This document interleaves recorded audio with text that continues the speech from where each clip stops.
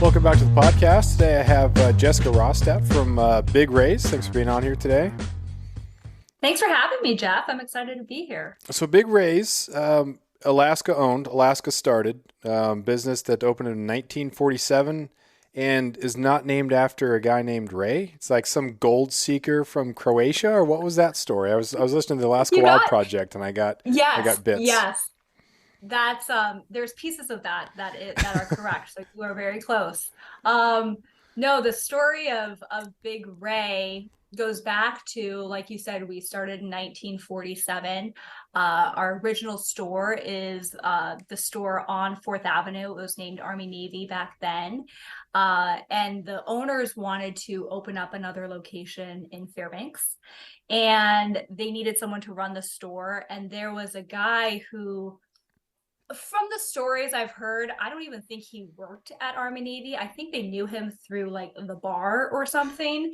And he just said, "Hey, I used to go to school up in Fairbanks. It was the School of Mines back then." And he said, "Hey, I play basketball up there. I'd love to go up and run the store." And his name was Milan Rekovic, and he was this like 6'7" Yugoslavian Mm. guy. And he went up, ran the store for quite a while.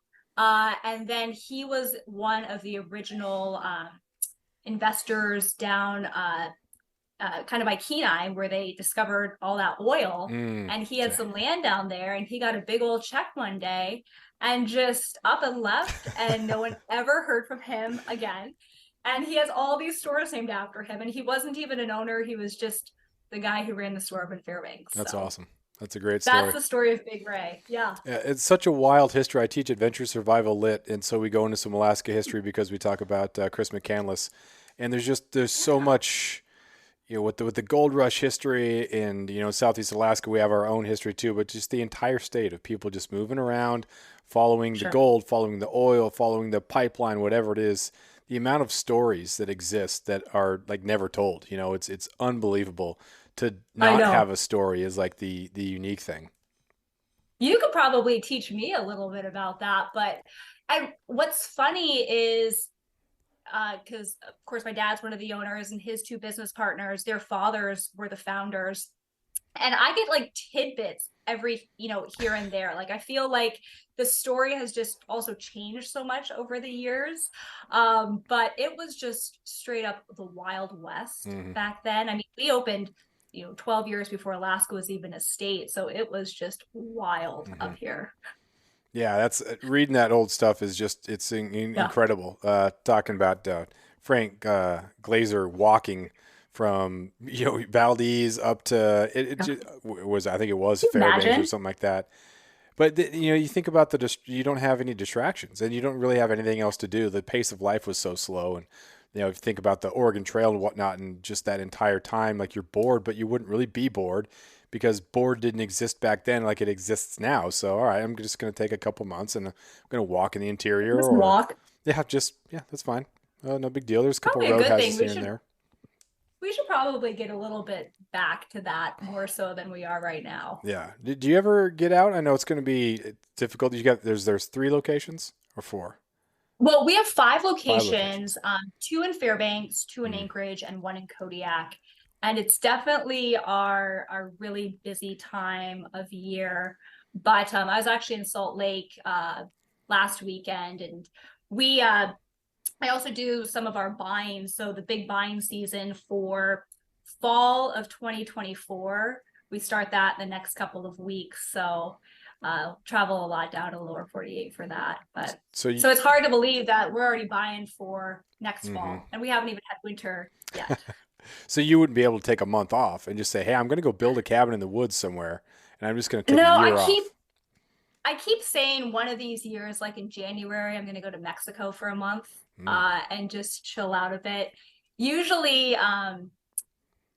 of course, our busiest time is really from August 1st to December 31st. We do about 60% of our business in those 4 months. But January and February are pretty slow times Mm. here. But the only problem with that is our fiscal year starts February 1st. So January is just 12-hour days of budgets Hmm. and uh, finishing up the books for the year and preparing for next year. So, Well, but one of these years, you'll find me in Mexico. well, what's the best part of it? Because sometimes there can be you get ground down by the job and it ends up being monotonous and Yeah, it takes a lot of time. There's a lot of hours and there's a lot of stress, sure. but other times people just they love it because that's what they just love. They love doing it, and so they love showing up to Yeah. work. They love the new challenges. They love problem solving. They love all of it. So what's the best part of that? So it's a great question, Jeff. And I think if you're a business owner, one, you have to be a little bit out there because us business owners are a different breed for sure.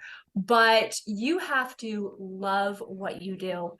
And I love what I do. And I am not kidding when I say I wake up every day and I cannot wait to go to work because as a business owner, um, every day is so different. Of course, I have a list of things I anticipate to get done, but today, for example, I started my morning with a call with a big oil company that we have some large contracts with.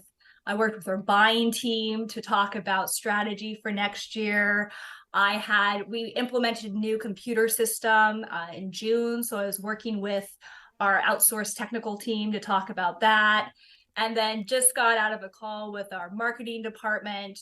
And then I always like to just take some laps and walk around the store and work with Hmm. customers and merchandise the floor a little bit. So every day is so different. But when you're a business owner, you have the ability to make the changes that Hmm. really, propel or inhibit the success of your business, both Hmm. good and bad. But I just love that every day is a different problem to solve, and no day is ever the same, which Hmm. for me is great. And I love working. We have an incredible team, so I love working with the team that we have. And then nothing gives me more joy than working with the customers on the sales floor. Yeah. So that's a lot of fun too. One of the things that down here in Southeast, Ketchikan got a Walmart in. You have Tongass down there. We have Tongass, which is great. So Yeah, yeah. we have some of the local vibe, but between the internet and between some of the big box stores, that can really kind of push out the locals a little bit. So I would imagine that's probably the worst part. If the best part is the interactions with the locals, is it kind of an ever present stress of trying to compete with Amazon and everything else? And so Sure. how do you do that? How do you navigate that? Yeah, I mean, with business, if you don't have the ability to change and adapt, you will become obsolete. And I think that's what I like so much is you have to be able to adapt your business constantly because it's a very fast changing market. And of course, I mean, e-commerce, you can buy truly whatever you want at the touch of your fingertips. And so for me, when people choose to spend their money at our stores, feel a great sense of pride that they spent their time and their money with us rather than, just going on to Amazon or Carhartt.com. But we're constantly shifting our business. I think that especially with COVID, sure, it opened up e-commerce and more people were buying online than ever before. But there was also really this revival back to brick and mortar and local Hmm. businesses and the importance of keeping money in the economy. I've really been fortunate over the years to establish great relationships with a lot of, I guess, what people would think are our competitors in town, but other local stores that I would much rather send my business over to them if we don't Hmm. have something than for someone to go shop online or shop at a big box store. We're all here to support our community. Hmm. And I do think that there has been a bit of a revival and a shift for people to recognize that keeping their money in their community and uh, keeping stores like ours as part of their local economy is really important. Yeah. So I hope it continues to be that way, but it's certainly every day we're adapting our business to change, all the competitors that are out there. Hmm.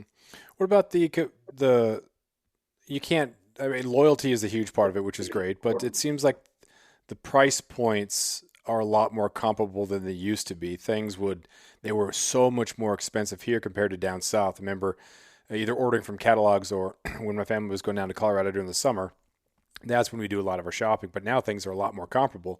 Um, what has kind of helped that? Is it the shipping? Is it what's making things better? Well, are you familiar with most, I don't know if I have any tags, most product that you'll see in the store, especially if you go to an outdoor retailer, you'll see a price on that product. And a lot of times it's SRP, which is the suggested retail price, and that is dictated by the manufacturer. So Carhartt, for example, has a price list that every retailer has to maintain. And so if you were going to sell Carhartt, you need to sell it at that price. You cannot sell it below that price. In theory, you're not supposed to sell it below that price in store. They can't quite go to every store and make sure people are doing that correctly. But why all these retailers have done that is to even up the online game. So everyone is working with this standardized pricing structure so that you don't have someone online who's selling it way cheaper than everyone else. And so that's really been a game changer for outdoor retail in the last 5 years. It used to be the wild west of pricing. You could price it however you wanted. And now it's just a standardized pricing, the suggested retail price. And the manufacturers are making sure that those retailers adhere to it and they don't have any bad apples who are pricing it below what that suggested retail price is. Of course, there's going to be some, and sometimes if you're running a sale or it's like a closeout item, you'll see it on sale. But for the most part, the manufacturers have really gotten after retailers about breaking what they call MAP policy. Don't ask me what MAP stands for, but basically it's the manufacturer's something price and you can't go below that. And they're just trying to keep everyone on a relatively even playing field. So you moved a lot. But for us, sorry to cut you off, but for us up in Alaska, everyone's kind of working off of the same margin, but our freight costs are about 5 to 8% higher than those down in Utah and Wyoming. And so our margin is a lot less than theirs are because we're paying for all that extra freight. And so how do you deal with that? From billion-dollar ad budgets and arena naming rights to tens of thousands of retail locations, big wireless providers spend big to appear like they're your only option. How do they afford it all? That big bill you get at the end of every month. Mint Mobile had a different idea. Instead of brick and mortar overhead, Mint Mobile is online only. What does that mean for you? A whole lot of savings because wireless plans from Mint Mobile start at just $15 a month. That's unlimited talk, text, and data for just $15 a month. You'll save enough that you can get a brand new rod and reel for the upcoming season. For anyone who just hates their phone bill, Mint Mobile offers premium wireless for just $15 a month. All plans come with unlimited talk, text, and high-speed data delivered on the nation's largest 5G network. You can use your own phone with any Mint Mobile plan, and you can even keep your same phone number along with all of your existing contacts. By going online only and eliminating traditional costs of retail, Mint Mobile passes significant savings on to you. Switch to Mint Mobile and get premium wireless service starting at just $15 a month. To get your new wireless plan for just $15 a month and get the plan shipped to your door for free, go to mintmobile.com/waypoint. That's mintmobile.com/waypoint.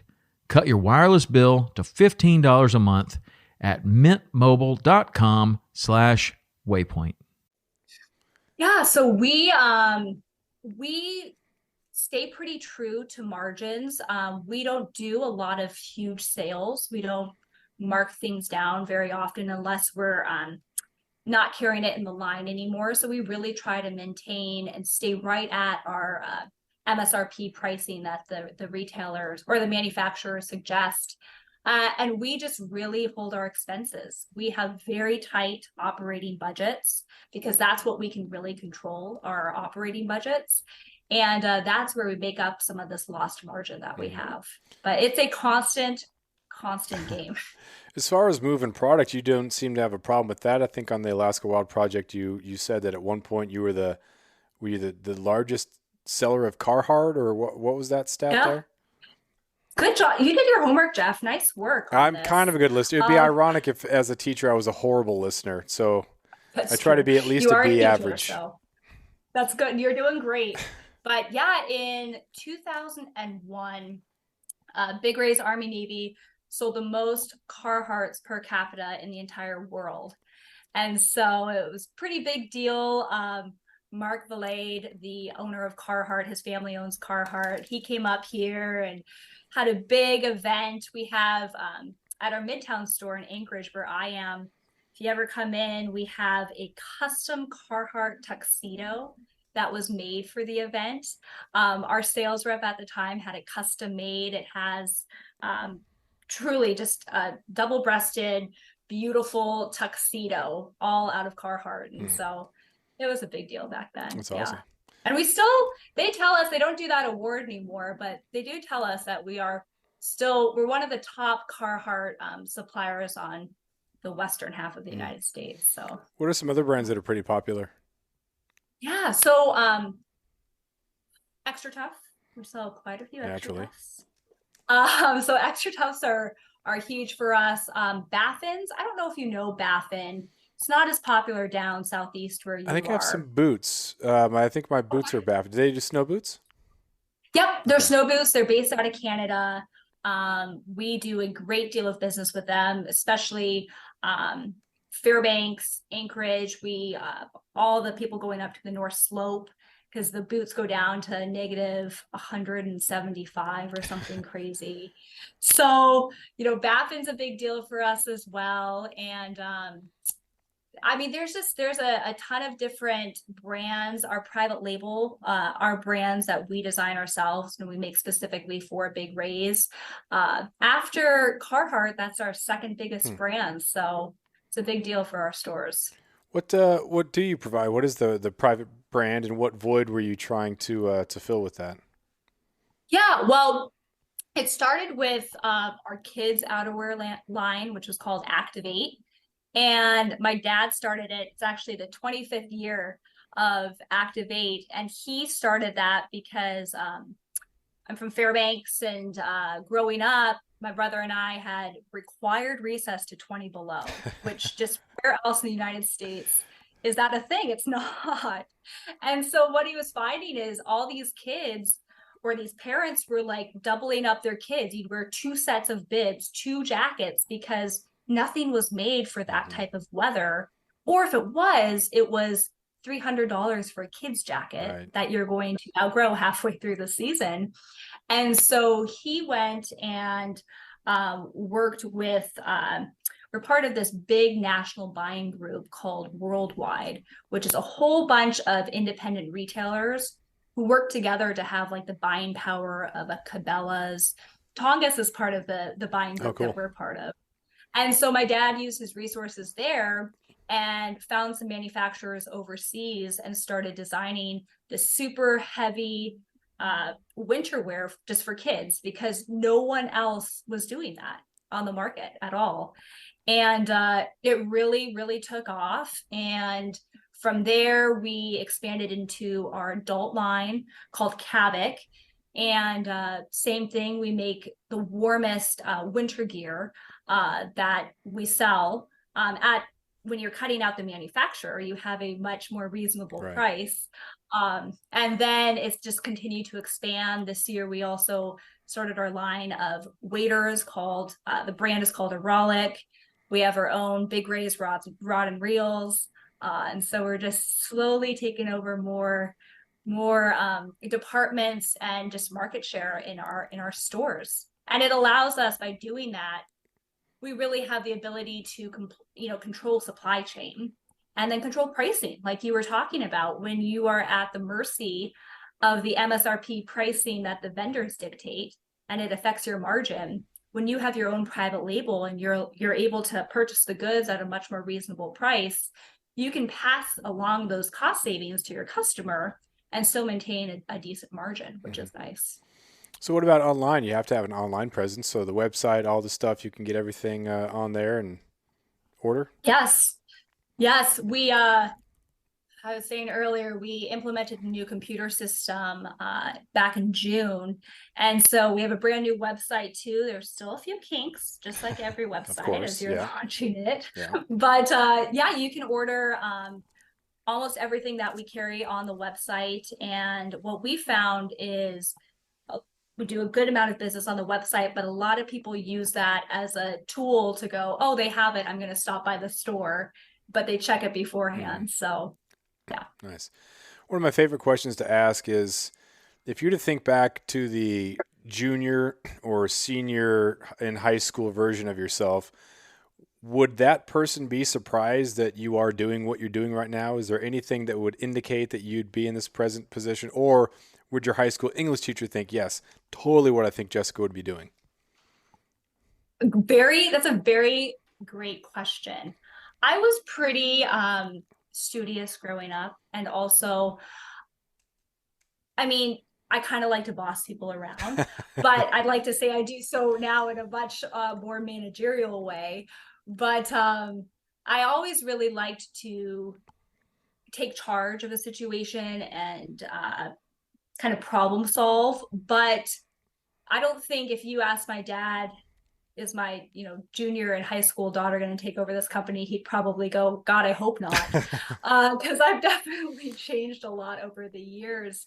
But I think that my personality has always been that I really like to lead a team and to build something. I just my junior year of high school, I had far different Oh priorities yeah, in that life than working for sure. Did my parents, because my mother owned an antique store with my grandma and my aunt. So I would work kind of at Big Ray's, and I'd work at the antique store as well, but they probably wouldn't say I had the best work ethic back then. yeah, you're So in high school. It's a yeah. chaotic time, and you can start to get things figured out by the time you're junior, senior. But still, you go through that next 4 year segment of your life, and you look back and think, "Man, I didn't know anything. I thought I did, Yeah. but I didn't." Well, what grade do you teach, Jeff? I teach 2 periods of freshman English, and then I have Okay. a couple junior, senior classes. One is journalism, one is adventure survival lit, and then one is sports lit. So I got some Okay. really exceptional Sports lit. kids in my journalism class right now. They're writing profiles, and some of Yeah. them have written about family businesses. And so one had Oh, cool. their family had a chocolate business, a candy business that started in 30s, maybe 40s, something like that. And so Wow. super interesting. And so it was an opportunity for her to kind of research the family business and what happened Very cool. and all that. So that's pretty sweet. And it's cool also to hear and see. And you talked about it with regards to your kind of independence.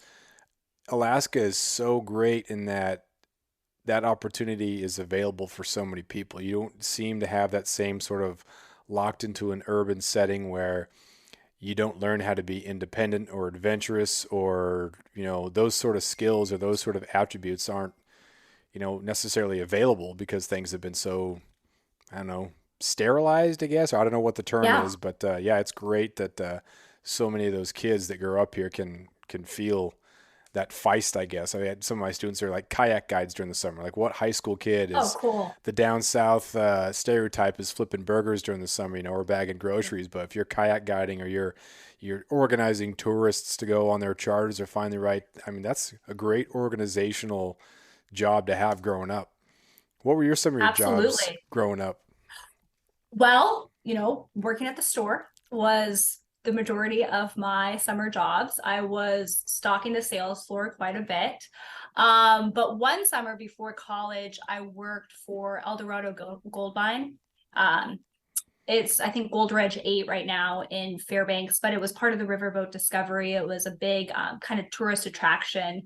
And I loved it. It was my first time working for someone other than my parents. And you're dealing with hundreds of tourists every day. And I think that's where my customer service Hmm. skills really honed themselves. I sold gold at the jewelry counter and I loved it. I adored it. So that was a lot of fun. And it was long hours. You would work from like 7 a.m. to 6:30 or 7 p.m. and just work all the way through the summer, but made good money and then went off to school. Yeah, some of the fish Yeah. cutters that are down here that have to they cut the fish, they vacuum pack the fish, but then they have to come back at once it freezes at 3 in the morning or something like that to box the fish, Oh, so the tourists who are leaving at on the six have thirty it in flight or time. something like that, and it's just what a skill to have. It's you have to make it work. You can't sleep in. Yep. So anytime a kid first hour shows up late or is sleeping in class, it said, now did you not make it to the lodge to box the fish in the morning? Or oh, you made that work, but not school. I see how it But is. not I see school. how it is. Yeah. But That's a very good point. the smart kids will say something about, well, you're not paying $25 an hour. And I'm like, yeah, that's a good point. That's a good point. $25 an hour? The- Holy moly. Depending on where Good they're for at, them. the sign flippers that the crossing guards, Oh, yeah. they make $20 an No. hour, which is I know. and they have to yell obviously, and that's not a great thing when you have 12,000 tourists in downtown Ketchikan. That can be a pretty stressful thing, but for some of them it's Yeah. great. They're kind of shy, but they have to be authoritative. They have to get out there, Yep. stop the traffic, and then Good skill. guide people around. So it's pretty cool. Good for them. So it sounds like the high schoolers in Ketchikan are doing very well for themselves. That's great. Yeah, it's the best of anything. There's a lot of opportunity, and also unfortunately, there's a lot of there's some downside to a lot of it, and there are kids Sure. that I don't want to say fall through the cracks, but based on home situation or based on other circumstances, it's not exactly they're not in the position to maybe take the advantage of the opportunities here. And then again, Ketchikan's a small town on an island, so job opportunities post graduation are kind of limited. So if you can't get out, sometimes people can get stuck. Oh. But a lot of kids do Well, and want to come especially back. because your economy just changes so Mhm. much over the course of the summer versus the winter. Yeah. So interesting.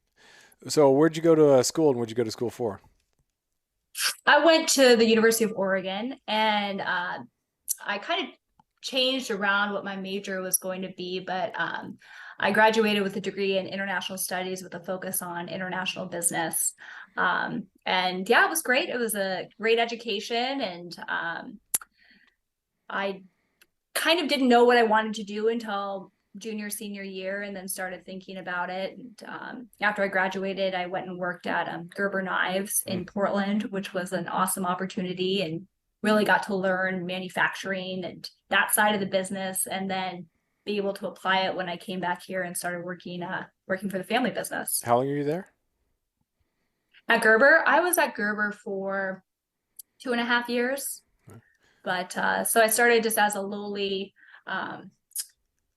account rep, just working in customer service and basically just in-house accounts for Southeast United States. So I dealt with like Academy Sportswear and some big local retailers down there. And then after about 6 months, they moved me over to new product development, and I got to be a project coordinator for all the new knife projects, which was really cool. So we'd work the projects from the conception, literally just drawings, and then go over to China and see them when they were coming off the belt, and get to see it from conception to implementation. So That's awesome. it was really rewarding. Yeah. So was it the call of Alaska that brought you home? Were you invited home, or what happened there? You did your time in the lower 48? I think I demanded that I was coming back to Alaska.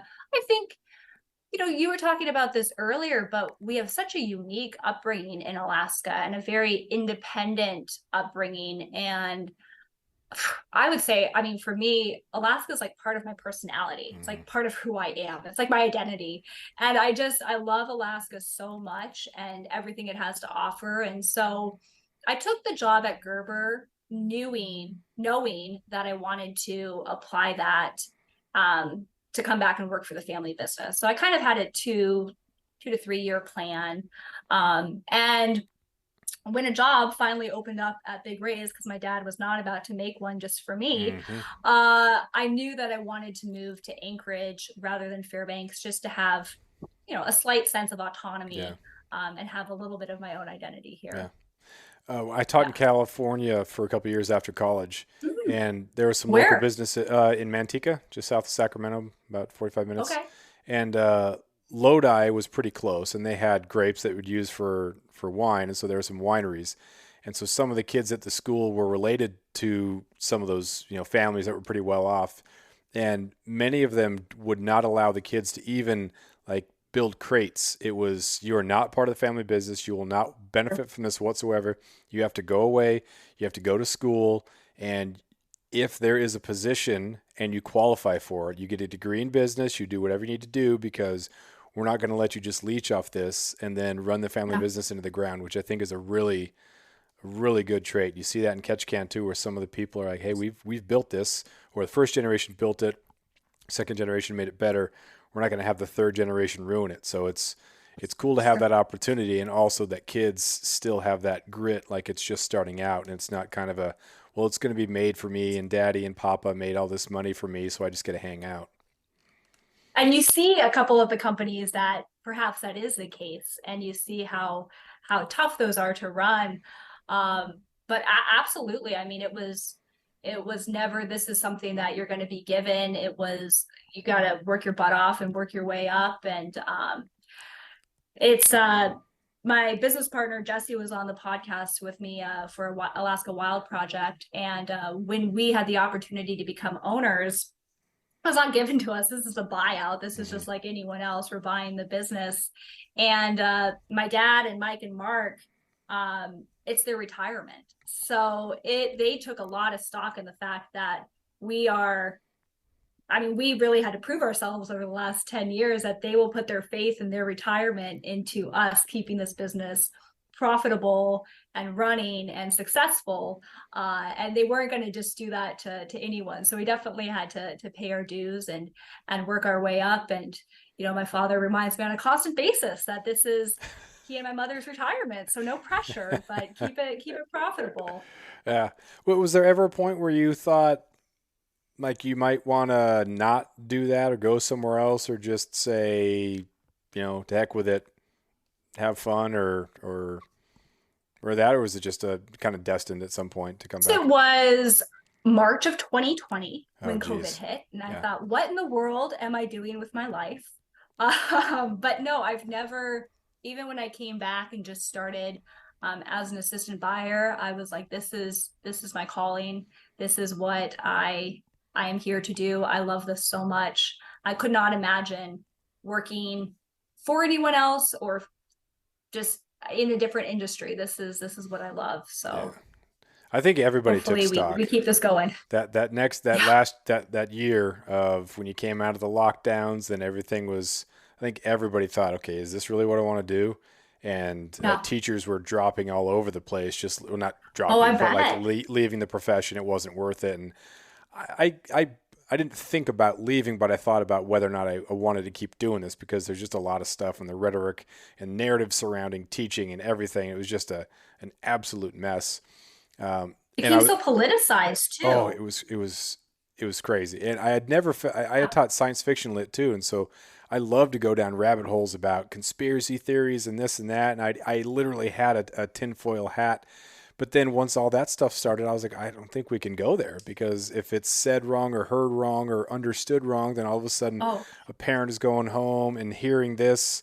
And so it felt horrible to have to, I don't know if self-censor is the right word, but just be much more aware and cautious, which is, it kind of makes the educational experience a little bit different. Like, why can't we talk about this stuff? Like, we should have some ideas and we should be able to discuss ideas and just, but so I took stock, but then I thought, man, Catch Can's such a great place to be during it, because you don't have, we're not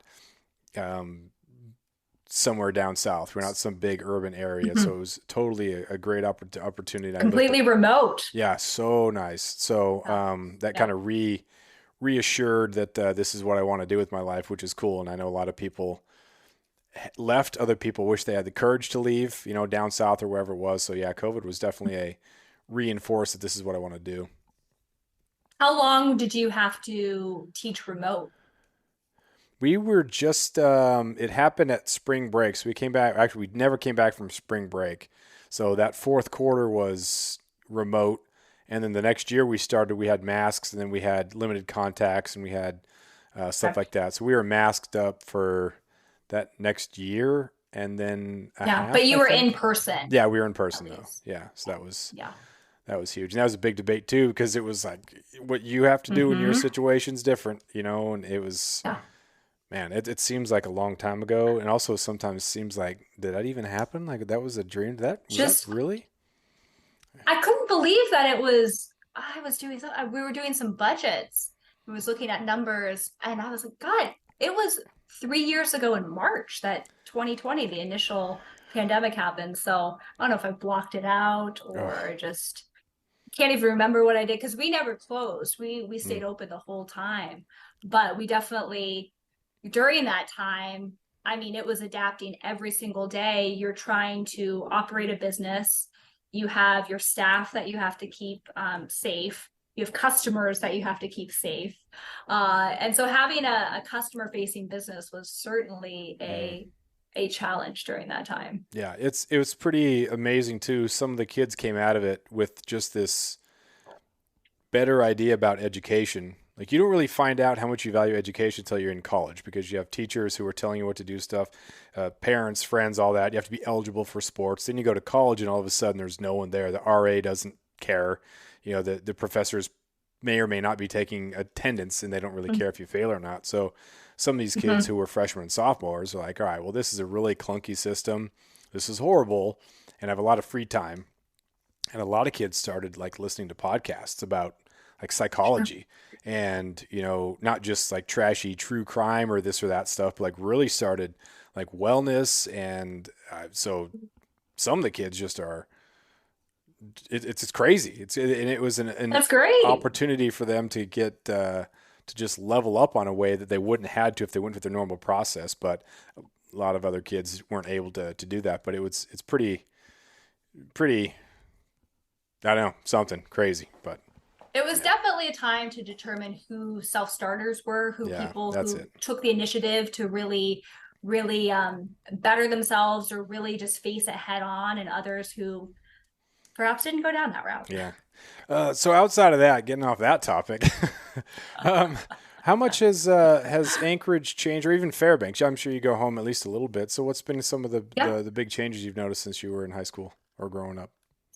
Oh man. Well, so I was born and raised in Fairbanks, and Fairbanks has certainly changed, but it's not like there's been a huge population growth in Fairbanks. It's actually relatively stagnant as far as population goes. In fact, it might be declining, but it's been interesting. Fairbanks still doesn't have like a Target. They just got a Costco a few years ago. So it's, I mean, listen, I live in Anchorage now. I love Anchorage, but everyone from Fairbanks calls it Los Anchorage because it's not real Alaska, which I can kind of appreciate to a degree. But so Fairbanks has certainly started to get more box stores and become more like a metropolis, but it really is amazing. I don't feel like it's changed that significantly. I think that there's really this new revival. We had a local artist, Vladimir, I can never say his last name. He's from Russia. He's lovely. But we worked with him to commission our store in downtown Fairbanks takes up almost a full block. We had this blank, ugly wall. And so we had him commission this beautiful mural of Fairbanks and the Northern Lights and the midnight sun. And there's kind of just been this revival in downtown Fairbanks that's been really fun to watch, with local businesses popping up and murals all over the place, and people really investing in the community, which I really like to see. And then Anchorage, I've been in Anchorage for 12 years now, and God, it just seems to continue to grow, get bigger and bigger and bigger. Yeah. When I was coaching basketball, we went up to Fairbanks for the tournament at, I think it was at Lathrop High School.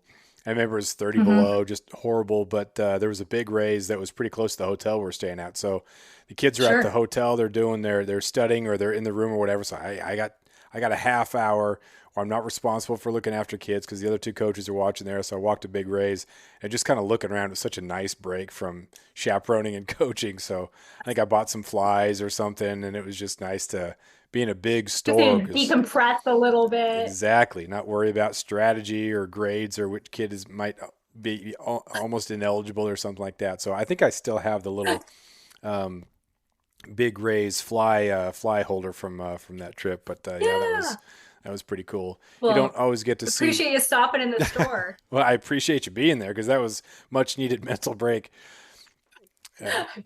You're probably not the only coach too who stays stays downtown and just needs to get away for a little bit. Just walk around. Yeah. That store is so big. It has so many different levels. You can kind of get lost. Yeah. And It's cool to be able to probably go to the nice. different parts of the state too, because we have Tongass here, and then some other local Mhm. shops. But just the culture is different on Prince of Wales versus here versus Sitka versus Juneau, Anchorage, Fairbanks, and I have some friends in Fairbanks. We've hunted out of Fairbanks a couple of times, so it's cool to get Oh, there. And yeah, it's definitely Alaska, but it's just such a different part of Alaska, and it's really cool to visit I know. that. And so there's that camaraderie you have with Yeah, people, and that same tenacity like we've talked about, and it's really cool to see that.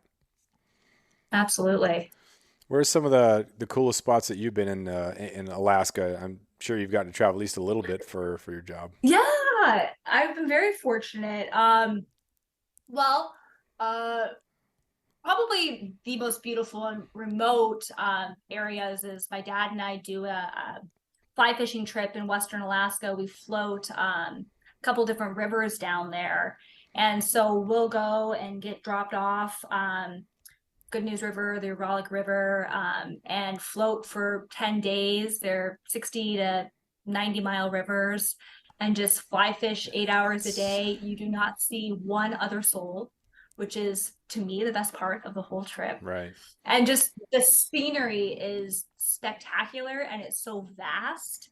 And it's so different than, Western Alaska is just so different than here in Anchorage or up in Fairbanks, Hmm. and it's beautiful. What do you fly fish for? Is that salmon season? You're going for the big trout?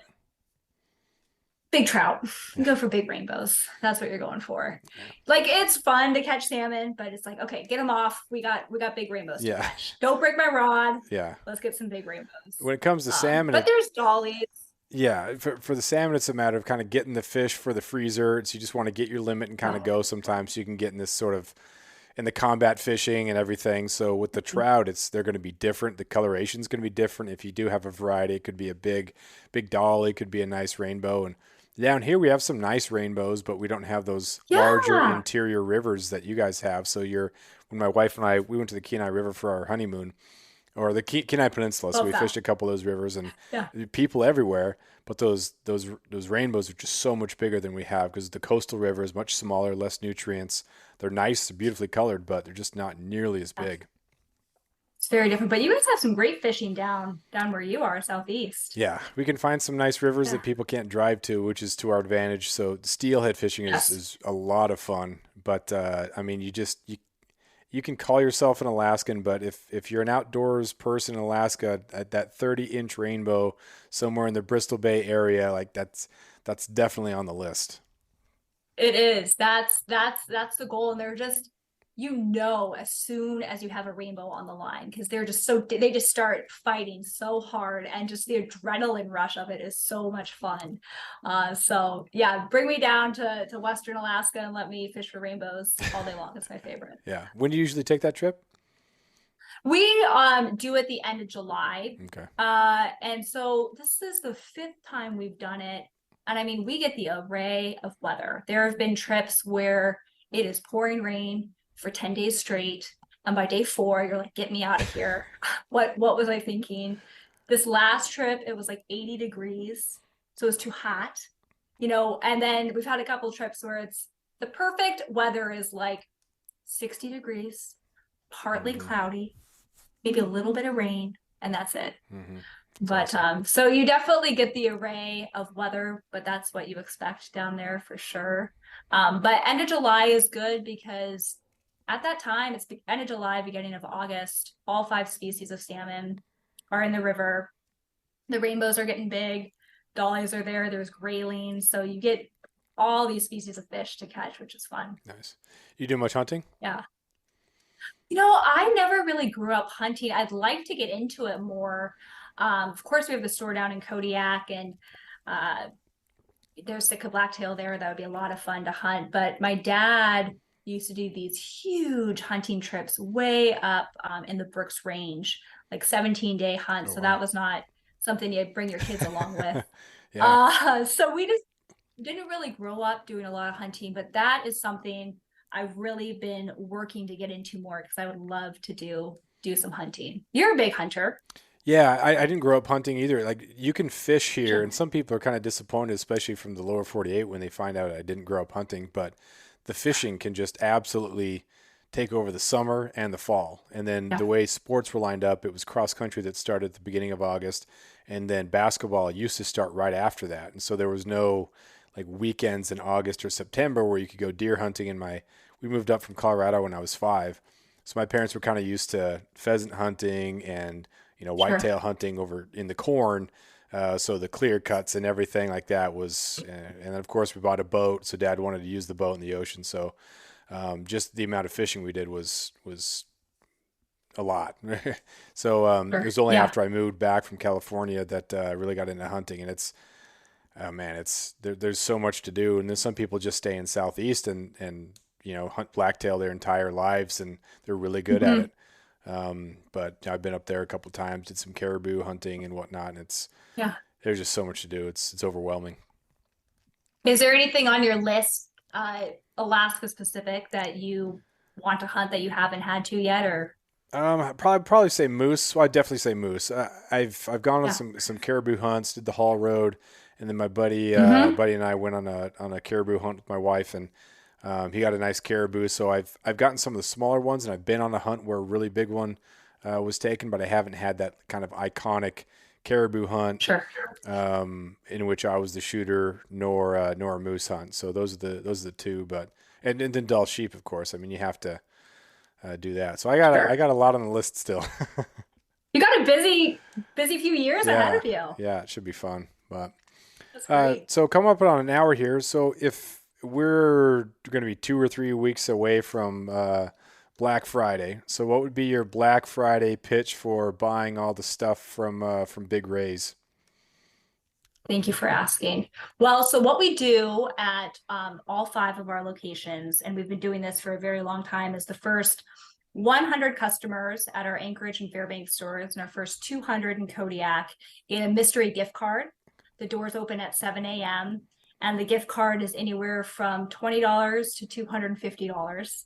And so that's always a lot of fun because I'll check the security cameras at like 3 a.m. and people will already be lining up for it.